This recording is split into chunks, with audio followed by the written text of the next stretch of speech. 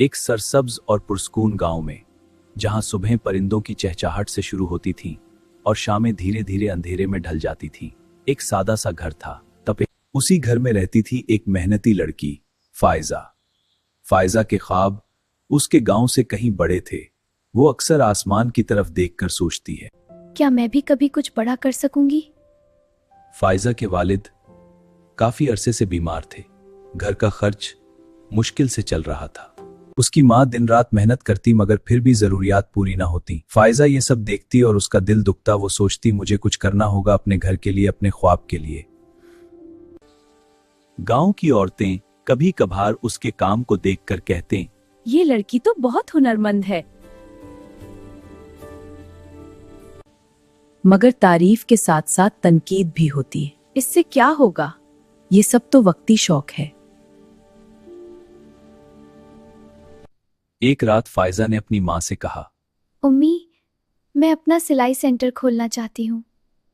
मैं चाहती हूँ कि गांव की लड़कियां भी कुछ सीखें। बहू। माँ ने थोड़ी देर खामोश रहकर उसे देखा, बोली, फिर मुस्कुरा कर बोली, रास्ते मुश्किल होंगे, मगर अगर नीयत साफ हो तो अल्लाह मदद जरूर करता है। ये अल्फायजा के दिल में उतर गए। अगले ही दिन फायजा ने घर के एक छोटे से कमरे को साफ किया, पुराना सिलाई मशीन निकाला और एक छोटा सा बोर्ड बनाया, फायजा सिलाई सेंटर।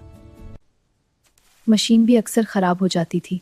कभी कभी वो थक कर बैठ जाती, मगर फिर खुद से कहती, अगर मैं अभी हार गई तो मेरा ख्वाब भी खत्म हो जाएगा।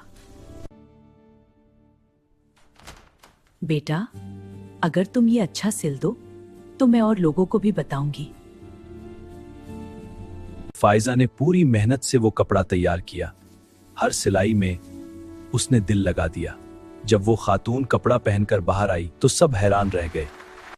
ये तो शहर जैसा काम है। यही वो लम्हा था जहां से फायजा की जिंदगी बदलने लगी। आहिस्ता आहिस्ता मजीद लोग आने लगे। फायजा का काम मशहूर होने लगा। फिर कुछ लड़कियां उसके पास आईं। फायजा, क्या तुम हमें भी सिलाई सिखा सकती हो? क्यों नहीं, हम सब सीखेंगे और आगे बढ़ेंगे। अब फायजा सिर्फ कपड़े नहीं सीती थी, वो दूसरों को भी हुनर सिखा रही थी। गरीब लड़कियों को मुफ्त सिखाती थी, उन्हें हौसला देती है और कहती, तुम भी कुछ कर सकती हो। गांव में एक नई उम्मीद पैदा हो रही थी। वक्त के साथ फायजा की कमाई बढ़ने लगी, मगर उसके दिल में कभी गुरूर नहीं आया। उसने वालिद का इलाज करवाया, घर के हालात बेहतर किए